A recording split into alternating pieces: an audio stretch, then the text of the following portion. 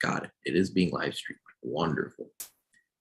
Preparing. Looks like we're moving in the right direction here. Oh, I think we are live, ladies and gentlemen. Yeah, we are. Hoosier Nation. Who saw that one coming, huh? Did you plan that one? Did you forecast this, talking to your friends and your family and the build up to this game? Did you even remember Indiana had a football program? On this podcast back on Monday, we said start Dexter Williams. And by no means was Dexter Williams a godsend or a revelation today, but he gave Indiana's offense a slightly different wrinkle. And you saw a little confidence building. You saw a little mojo building, especially after halftime when Indiana, who trailed 31-14 in this game on Saturday afternoon, came from behind, scored 25 unanswered, and beat Michigan State in East Lansing in the cold and the snow and the wind, 39-31.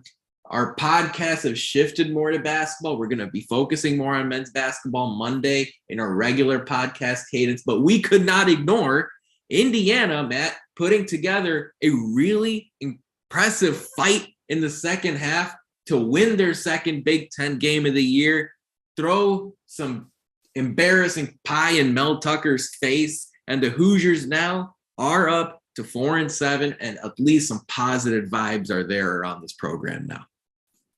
Yep. For a program that I had basically thrown the towel in on, if you'd listened to the podcast at all recently, I don't blame you. To pick up pick that towel up,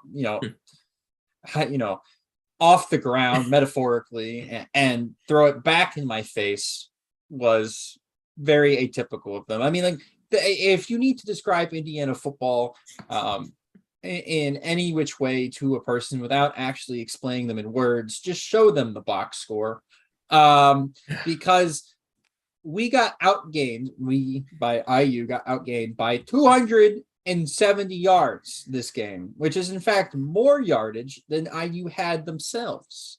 So we got double outgained by Michigan State and still somehow found a way to claw and scratch our way to victory. Just guts, absolute guts. To find a way to win where you only complete 2 passes on 7 attempts. You attempted only 7, right? I guess it's better than going 2 for 15, right? You just threw it 7 times. But to find a way to win in 2022 where you only complete 2 passes is incredible, outside of being the Bears, one of the Chicago Bears, or the military academy. Or the military academy is what I was gonna say. I was gonna say the Bears. I wasn't gonna go that far. Justin Fields can throw the ball down the field a little bit more than Dexter Williams can. But to find a way to win where you throw the ball so little in 2022 is incredible to me, and especially against a Michigan State team that's actually half decent against the run. Their one weakness was their secondary, which is supposed to be the worst in the country statistically, and you saw IU, or in the Big Ten at least, you saw IU throw the ball 7 times against them and still find a way to win, which blows my mind. For me, I don't know, Nathan, what your biggest moment of the game was. We were talking about this before the game. Yeah. But Jaylin Lucas, the freshman, what a player, man. What a player. That kickoff return. Again, it baffles me how he only touched the ball 3 other times outside of the kickoff return in this game, yet still finds a way to be have the most important play of the game. He's so promising going into next year. There's so many problems we have to fix in this team, but we can celebrate a win here and a tough earned win in blizzard, cold, chilly, windy weather in East Lansing. My Michigan State friends are not happy about this at all. But that makes me happy. So again, go Hoosiers, man. Yeah. I guess I'm so proud of this team. They probably won't win against Purdue next weekend. No, they probably won't. Be but the last they weren't supposed to win today. They weren't supposed to win today. That's right. If they win next weekend, there is actually a chance that IU somehow backdoors their way into a bowl game at 5-7. It is possible. Counting on it. Highly unlikely. but it is technically still possible. But I don't expect them to see IU at any bowl projections this Me week neither. nor next week. But again, they just put up fight, in which makes me think I love this coaching staff a lot. I've talked about wanting to get rid of them. That doesn't mean I don't like them. It means I just don't think they're that good. Well, but remember what you also said back on Monday. You said, look, they've got to win one of these 2 games to end the season. If they want to, keep their job security at a good level, if they want to keep their positions going into next year, they did it. They found a way to do it. Now, is it infuriating that the way in which they did it for sure is in the way in which that we have all been clamoring them to do it for the last 5-6 weeks that we've watched them lose in a row? Yes, it's infuriating. But you know what? At the end of the day, they came to the correct, assumption. They came to the final conclusion that was correct. It took them a while. Hopefully they learned from this. But there's, again, a lot of work to go to do going into next year. We're losing a lot of key pieces from this team going into next year. There's going to be a lot of people to replace. So again, how IU does that will be interesting to me. You saw Tom Allen's comments about NIL in the middle of the week. Yep. Maybe with a couple $1 million spread in here and there for NIL, maybe IU can go and get some big hitters in the transfer portal, in the transfer market. Maybe IU can be up there and turn their program around, kind of like Michigan State did when they hired Mel Tucker. Absolutely. They hired Mel Tucker. They didn't have a great recruiting class coming in. This his second year. He brought in a bunch of guys off the transfer portal, notably Kenneth Walker the third, and all of a sudden they were a New Year's Six bowl team. Like, there's no reason why IU can't do that. Will they do that? Probably not. No, but there's no reason why IU can't throw their name in that hat. So again, going into the offseason, I'd like to see some recruiting momentum. I would like to see, some players sticking around, notably, McCullough. Of course. I would love to see him. McCullough, Jaylin Lucas, Dexter Williams, AJ Barner. I think are 3 or 4 of the key pieces you really. All these guys are they're going to be so good next year if you just keep them around. So just, I hope IU does that. Now, I'm not totally sold on Dexter Williams, by the way. No, and I don't think he should be, right? But on the other side, right? It's his second or third game, and again, it's Penn State, Ohio State, Michigan State thus far. Yeah, no, he's had a rough road, but again, even in spurts last year when we saw him play, not sold on him throwing the ball down the field, and you kind of need that in college football in 2022. But what he does tell me is that Walt Bell is a much better play caller when he has a mobile QB. So why they went and they got it's a complete breakdown here, Matt. Confusing. I don't mean to interrupt here, but the complete evaluation breakdown. I can't believe it reminds me a little bit of when USC a few years ago started Max Brown over Sam Darnold for a stretch to start the season. And then Sam Darnold took over and won a bunch of games and took Penn State, took USC eventually to the Rose Bowl to beat Penn State. It's the same kind of breakdown. Yes, exactly. We're not calling Dexter Williams. No, absolutely not. But my God, what's shocking here is that Dexter Williams is Tom Allen's guy. He recruited this player, and instead they brought in Bazelak from the transfer portal. There's nothing wrong in covering your ground, covering your bases, but Dexter Williams, for someone who's been in the program for as long as he has and has overcome a lot of adversity and feels like someone who's bought right into that LEO mindset. He's been here since 2019. Yeah. And for him to not get the look either over Jack Tuttle when Nick Sheridan was the offensive coordinator, or now over Jack Tuttle and Brendan Sorsby, never mind Connor Bazelak, who started at Ohio State, is a complete breakdown. But the good news is that at least Tom Allen said, we're going to start Williams. And I know Indiana's highly, highly, highly unlikely to make a bowl game here.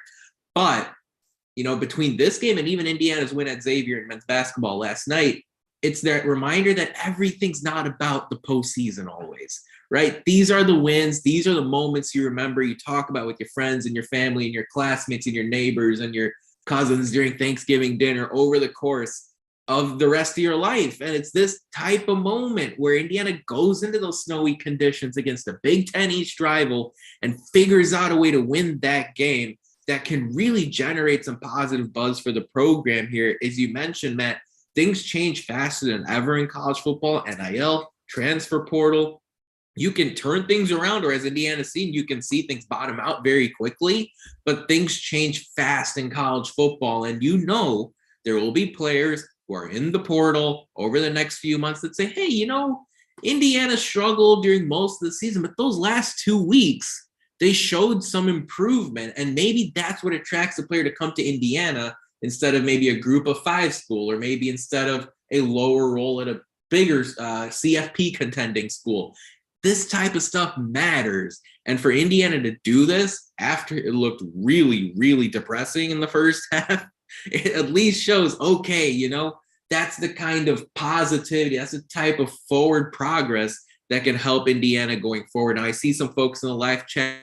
This is the Hoosier Sound, where we're breaking down Indiana's 39-31 win over Michigan State to win the old brass Spittoon after Michigan State took it from Indiana in 2021 after their awesome season last year. The Spartans looked like they had straightened things out. They beat Wisconsin and East Lansing, a close game at Michigan. Of course, the post-game altercation with the players suspended. They went to Illinois and still found a way to win that, and defeated Rutgers at home 3-4 with that close competitive game at Michigan. And Indiana pulled the rug out from underneath them, Matt. Look, Indiana's rushing attack stood out here.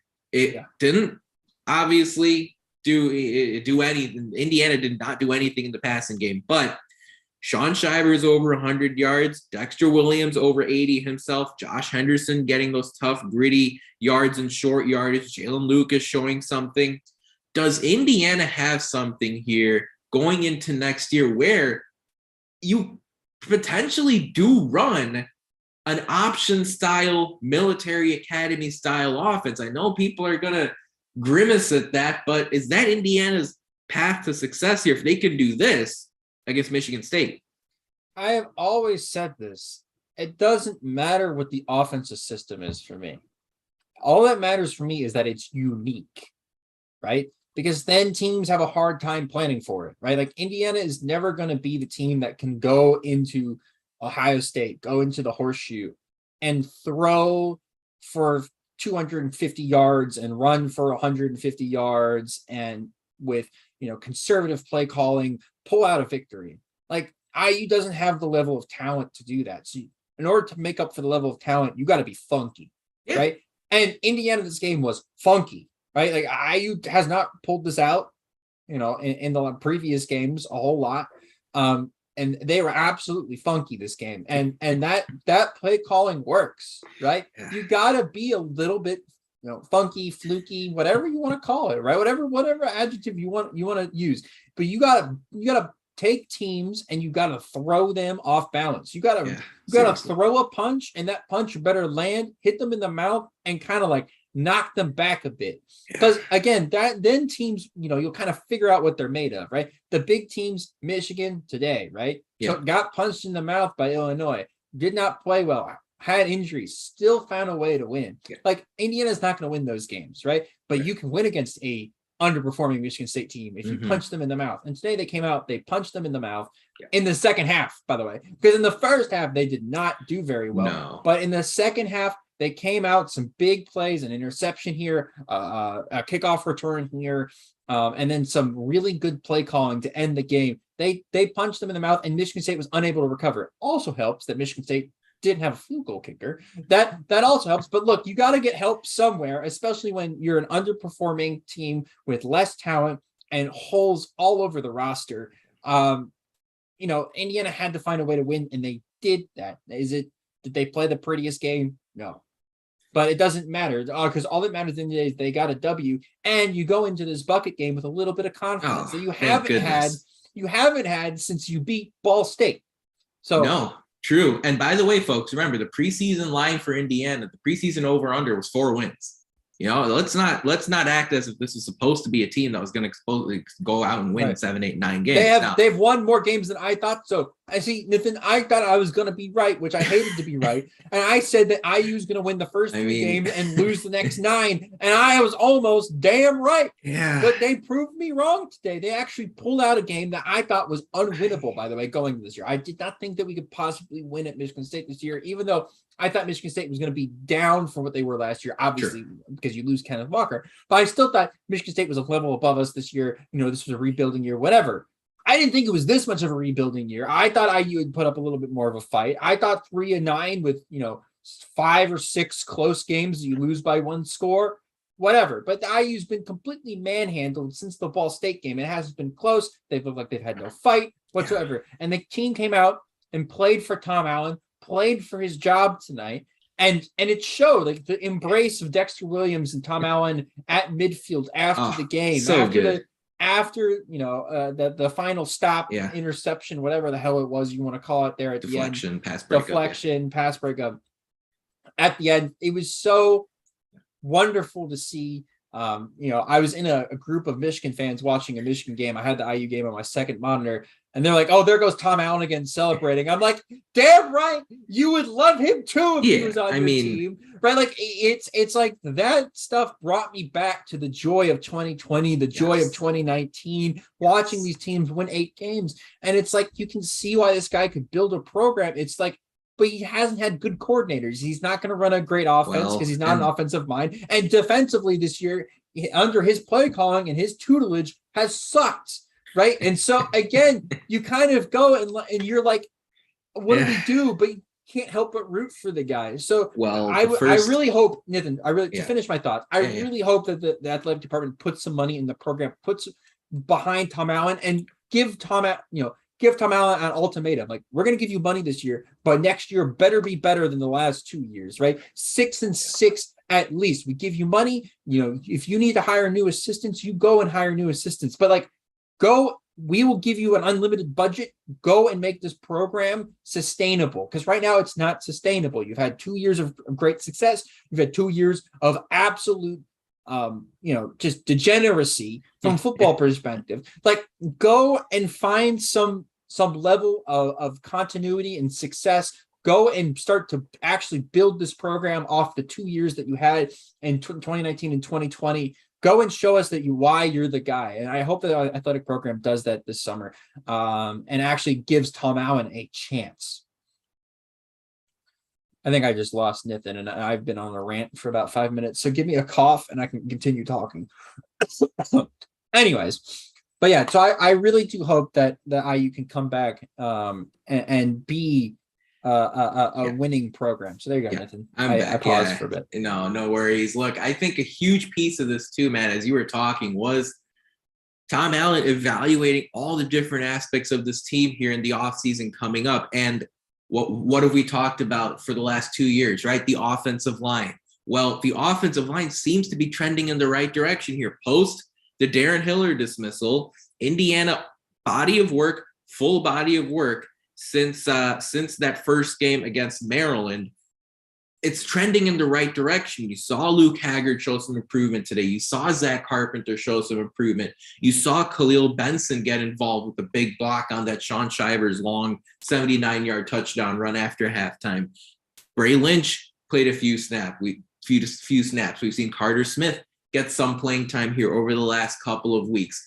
It's a situation where you probably need like 8 dependable offensive linemen for 5 spots. But Indiana's starting to get that going in the right direction. I don't anticipate Rod Carey is going to be the offensive line coach going into next year. If you hear his comments, Carey's talked a lot about how this wasn't the kind of role he was anticipating when he came to Indiana, more of a consultant, not really in the weeds as far as game planning and adjustments during the game and things like that. But, if Indiana fixes an offensive line, if Indiana figures out what their identity is on offense, which perhaps could be running the ball 3/4 of the time and finding Dexter Williams those particular key moments to push the ball down the field, now you might have something. And it's no surprise that a mobile quarterback helps the offensive line, right? All of a sudden, the linebackers have to hold their ground for a split second. The pass rushers can't get up the field that much on those zone reads compared to when you have a typical traditional pocket passer. And just like that, now you're seeing Indiana crack off 260 yards in East Lansing. Never mind those games against Idaho or against Rutgers, right? We're talking about freaking Michigan State here that has NFL players, a superstar linebacker in Cal Haladay. And Indiana puts up a crazy rushing performance when they've had games this year where they had negative rushing yards because of all the sacks. It's really fun to me, Nathan, because it's like IU. I asked this question after the first couple games: why IU is running zone reads with Bazelak, who's not a running QB, right? They kept running zone reads. There's never actually a zone read. Like a zone read, like the quarterback's supposed to be like, okay, I can keep this here, right? But Bazelak never kept the ball because he knew, that's not his mojo. That's not his thing. That's not, you got to like play to your strengths. And now people are like, wow, we have a running attack when we go zone read. And it's like, it's crazy what happens when you have a QB that can run the ball out of the zone read. So again, like I maybe Dexter Williams is the permanent guy, but also like I think Tom Allen has to ask, literally has to ask tough questions to himself this summer. Was Walt Bell the guy this year? Can you go get somebody better? Like, I think that's a tough question. It is, for himself, even he has to do some self-reflection. Is he the guy that can be the head coach and defensive coordinator at the same time and play caller? Because if he can't, go hire somebody that can be and be that second guy that can, help out in the room. The positional coaches, right? Are the positional coaches great? Maybe not. Like figure out, through his connections, whatever, who he could possibly get and bring somebody in. Exactly. Is the QB situation done? Is Dexter Williams the guy? Because if he's not, go hit the portal hard. Well, you never put all your eggs in one basket, right? I could see a situation where Williams is QB1, but maybe Bazelak returns or Bazelak puts his name in the portal and a couple other players come in. You have Brendan Sorsby, who's still on the roster going into next year. Now you can start seeing, some situation where you have a competitive QB room, but Dexter Williams is the guy who gets the first crack at it. Well, what I'm saying is like, for instance, I'm not saying IU's going to get Bo Nix, but like IU can go out and get somebody who's a dual threat QB. Taven Jackson's the name, right? At Tennessee, Trace's brother. That's the name. It's not crazy, right? Like IU can go out in the transfer portal and go get somebody that can come in and instantly impact this program. This guy who I'm about to bring up, he's not having a great year at Nebraska, but Casey Thompson is a level above like what QBs, should normally transfer to Nebraska, right? Like Casey Thompson was the guy at Texas. He was really good. Coaching staff changes. He's no longer the guy or whatever, but he's still a really, really good QB. Nebraska goes and gets them. And he's not the problem for Nebraska this year. Then all the rest of the team is really bad. But, the quarterback play at Nebraska is not really the problem. And IU, again, can go out and go get a guy that can be a game changer and actually allow you to play games like this game. But instead of going 2 of 7, throwing the ball down the field, you can find a guy that can actually throw the ball down the field out of his own read situation. So, like, for me, it's like, okay, what you have to ask the question to Walt Bell. What do you want to do with this offense? Exactly. What's the identity? What is the identity? What ideally, in a perfect world, what do you want to do? And then you go and get guys that can go make that happen. Go hit the offensive line transfer portal. Go get some guys in. Go get, build some depth at tight end too. Right now, if you're going to be running the ball more, you want to have a couple of guys at tight end. James Bamba, Steinfeld have developed here a little, but always helps to grab another name there, even at the tight end position too. Now, if you're going to be running it more, if I'm IU, you can build that identity. I guess I know people automatically just be like, oh, I want to build, my program off of bringing in freshmen and building up or whatever. Why not be a transfer portal team? Like at this point, like IU can do that. You have the NIL money coming in, hopefully, especially after Tom Allen, kind of publicly stated, kind of behind the 8 ball. Hopefully that changes NIL wise.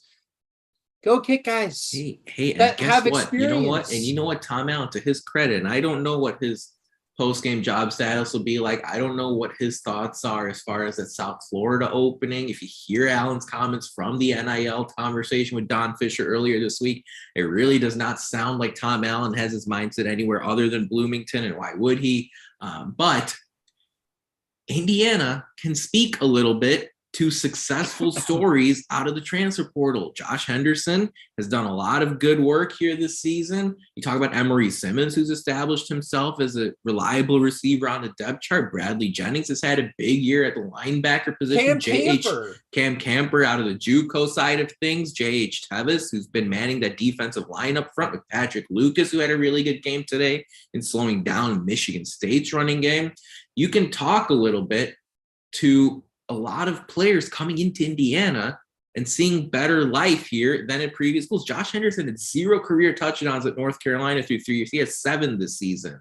And he's not been a bell cow running back for this team. And and I see him on, and I see the Hendersons on social media. They're so proud to see their kid do big things at Indiana. And these are the kind of stories that make a difference here over the long run. At the end of the day, though, you just can't have 7-game losing streaks. And that's exactly where Indiana looked like they were headed to make it 8, but they came back and knocked off Michigan State 39-31 in East Lansing. We are the Hoosier Sound. We're doing a post-game bonus podcast episode. If you're new to this channel, we have podcast episodes every Monday night, schedule permitting. That's the men's basketball schedule. If the Indiana plays on a Monday night, we just push it to Tuesday. But otherwise, Monday nights, you can follow us regularly. Make sure you like, subscribe, follow our stuff. If you haven't already, you can find us at Indiana HQ and at the Hoosier Sound everywhere across social media, Twitter, Facebook, YouTube, Instagram, until Twitter dies, then we'll figure it out.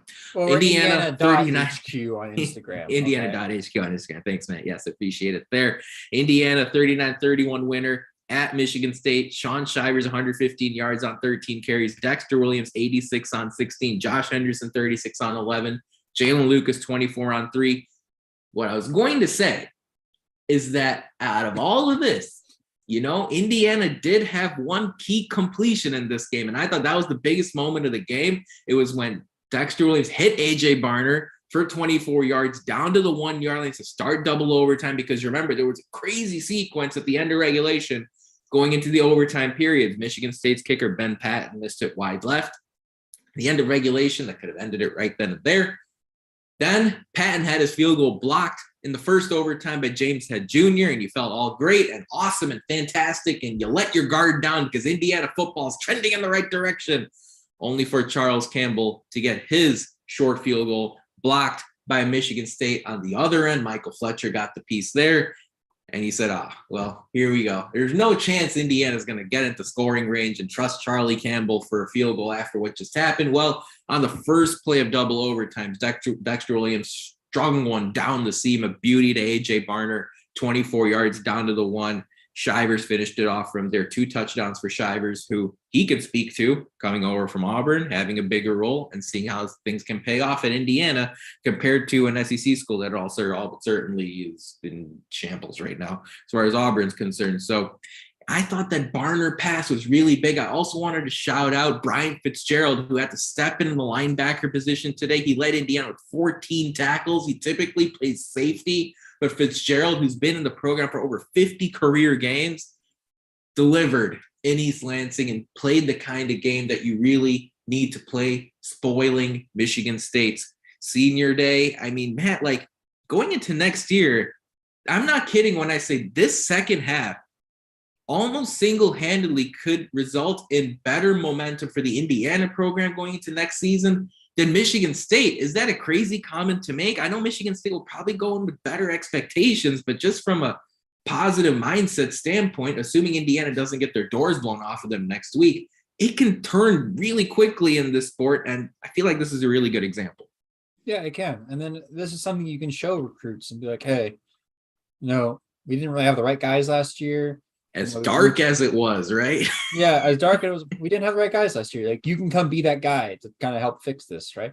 And so I don't know, man. It just I feel positive about the program, but also there needs to be some changes. So I'm gonna wait to withhold my judgment on kind of the direction of the program until probably mid-December. Because again, I think like at the beginning, we'll kind of get some hints about what's happening, right?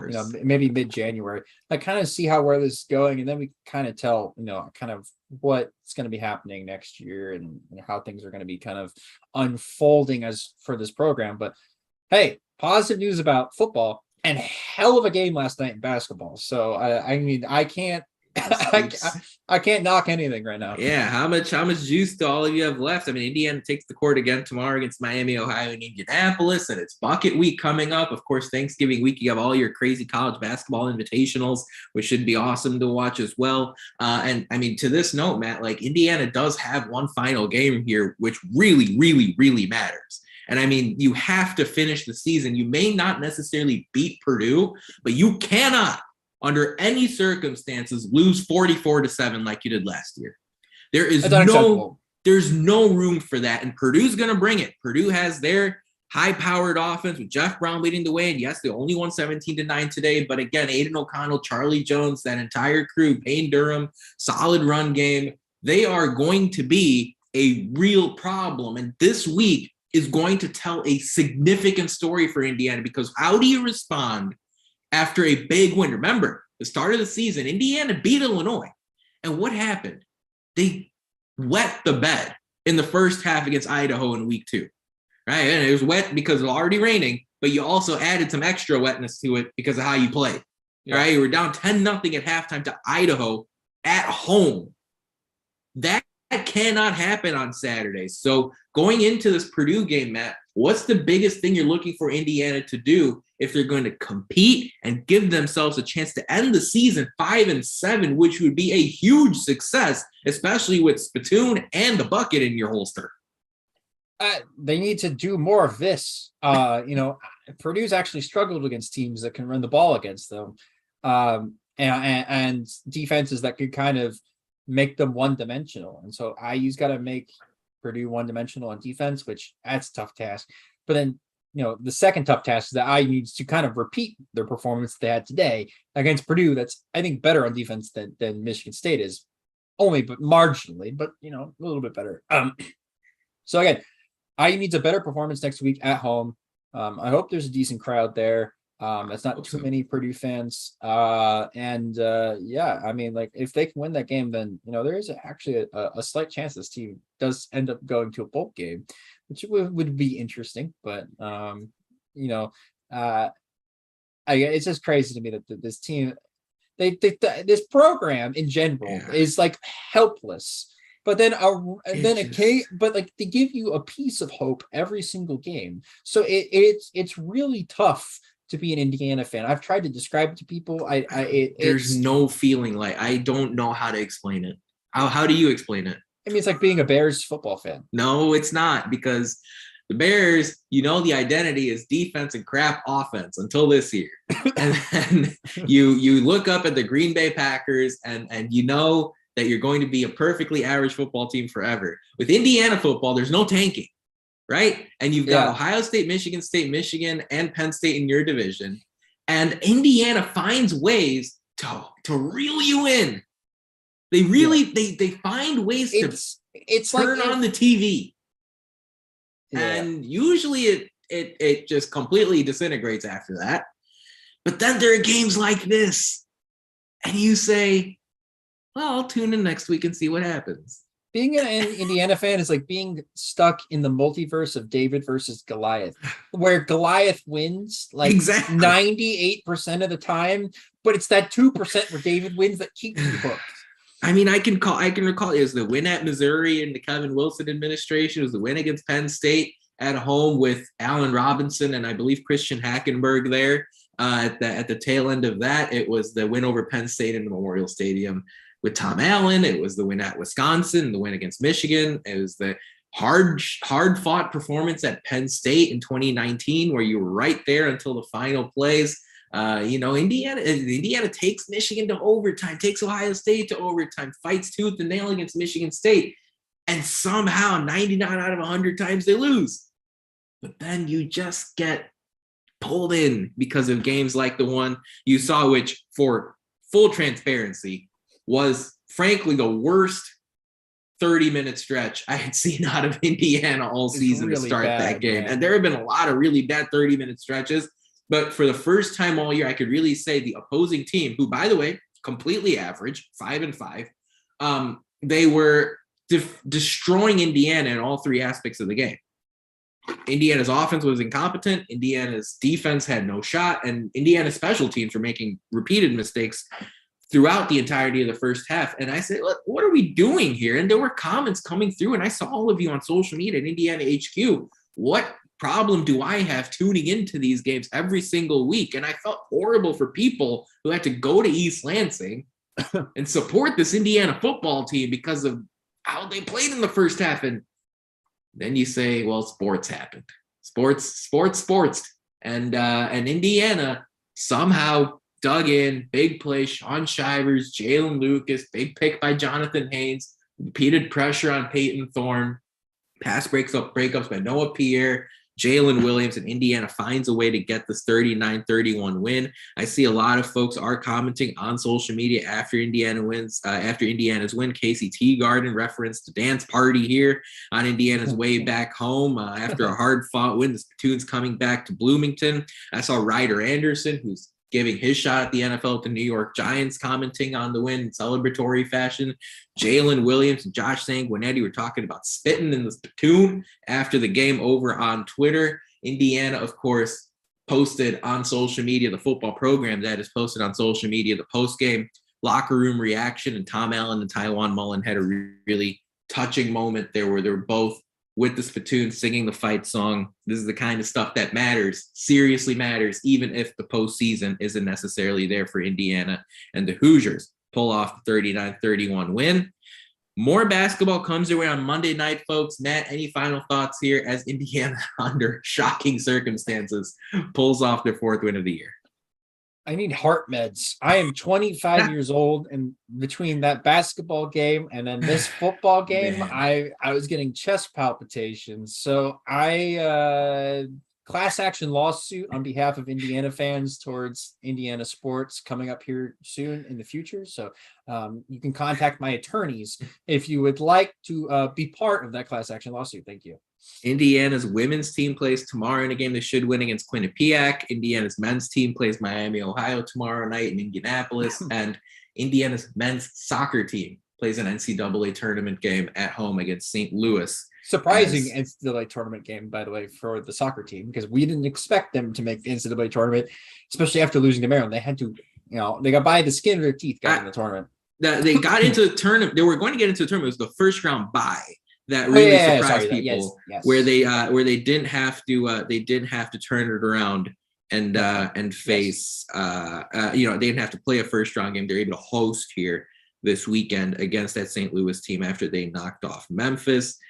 I mean, that's where it's at. That's how I feel with this Indiana team. It's like, just when you think you're out, you get hooked back in. I mean, people had no reason to watch this game today.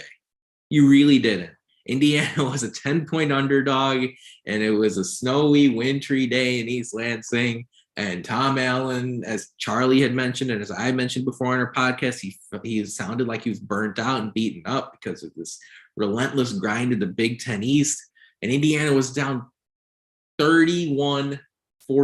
They were down 24-7 at halftime, and that was after Dexter Williams gave Indiana an initial burst with the first drive touchdown. And he said, what are we doing here? And then they hook you back in. Indiana has their second Big Ten win in consecutive fashion at Michigan State. Their second win at Michigan State in consecutive fashion.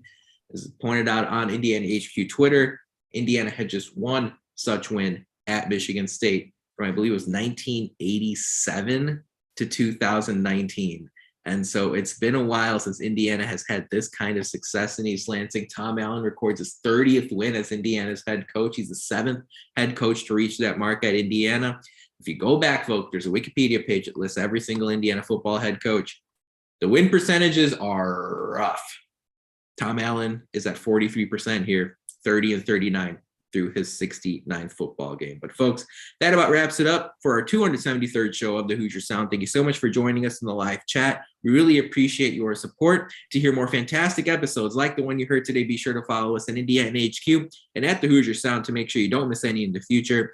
You can also go to our website, indianahq.com, to find it all in one place. Lastly, this part is important. If you enjoy our show, leave us a review, tell a friend, share our links. Your support really helps us grow this podcast and reach more passionate IU fans such as yourself. But as always, thank you for listening, Hoosier Nation, and we will see you next time. Peace and love. Go Hoosiers.